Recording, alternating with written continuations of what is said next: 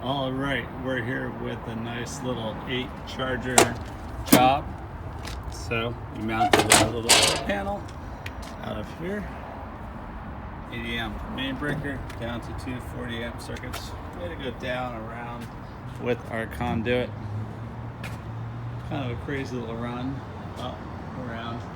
We put our gateway here with an outlet in case we need a booster. Came down here, conduit to our first, second, third, fourth charger. We ended up going through the wall there, around to the next bank of chargers. Got one here, 2, 3, 4. Kind of a cool thing I learned about the ChargePoint chargers today. I've been installing for quite a bit, but I actually didn't know how the software worked.